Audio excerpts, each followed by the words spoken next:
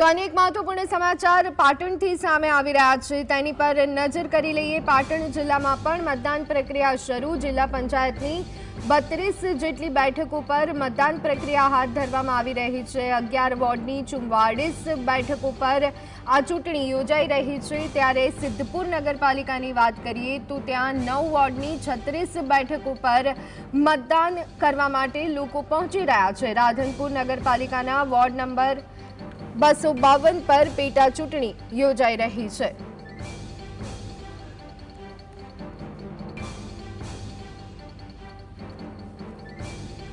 તો આ અંગે વધુ વિગત મેળવી લઈએ। સંવાદદાતા અલ્કેશ અમારી સાથે પાટણથી જોડાઈ ગયા છે।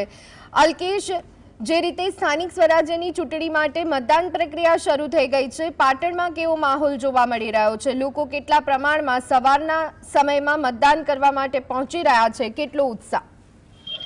ધ્વનિ, ચોક્કસ વાત કરવામાં આવે તો પાટણની જે નગરપાલિકાની 11 વોર્ડની 44 બેઠકો છે, એ 44 બેઠકો ઉપર અત્યારે હાલ મતદાન શરૂ થઈ ગયું છે। વહેલી સવારે 7 વાગે થયું છે અને 7 વાગ્યાથી અત્યારે હાલ લાઈનો ચાલુ થઈ ગઈ છે।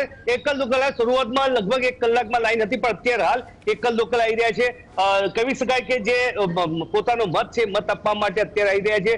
સાથે સાથે સિદ્ધપુરની પણ જે 9 વોર્ડની 36 બેઠકોમાંથી 3 બેઠકો બિનહરીફ થયા બાદ ત્યાં પણ મતદાન શરૂ થયું છે। બીજી બાજુ જે રાધનપુરની વોર્ડ નંબર 1 ની બાય ઇલેક્શન છે, સાથે સાથે જિલ્લા પંચાયતની વાત કરીએ તો 32 બેઠકો અને તાલુકા પંચાયત 9 તાલુકા પંચાયત 165 બેઠકો પર અત્યારે મતદાન શરૂ થઈ ગયું છે। મતદાન અત્યારે ધીમી ધારે કહી શકાય કે ચાલ્યું। કેમેરામેન દ્રશ્ય અત્યારે હાલ એક બેન પણ જે પોતે કહી શકાય દિવ્યાંગ બેન છે, દિવ્યાંગ બેન આપ પણ આપનો અહીંયા નંબર છે, મતદાન કરવા આવ્યા છો, આપને કેવું લાગી રહ્યું છે? સારું લાગ્યું। ટૂંકમાં એમને પણ ઉત્સાહ છે, જે 5 વર્ષ સુધીનો અત્યારે હાલ કહેવાય ને કે જે ચુકાદો આપશે, વર્ડિક્ટ કહેવાય, લોક ચુકાદો છે, લોક ચુકાદા માટેનું મતદાન થઈ રહ્યું છે। બીજી બાજુ આમ કહેવામાં અત્યારે અમે વોર્ડ નંબર 4 ના આનંદ પ્રકાશ સ્કૂલ પાસે છે, અહીંયા કોઈ વ્યવસ્થા કરવામાં નથી આવી। જે રીતે મતદાન મથક પર વ્યવસ્થા કરવાની, ખુરશી જોઈએ, વ્હીલચેર જોઈએ, પાણીની વ્યવસ્થા હોય અથવા કઈ બી અત્યારે હાલ છે નહીં। ત્યાં એક મોટું માઇનસ પોઈન્ટ છે અત્યારે ચૂંટણી તંત્ર માટે, કારણ કે ગરમી છે અને ગરમીમાં ક્યાંક ને ક્યાંક અત્યારે હાલ પારો 37-38 સુધી પહોંચ્યો છે।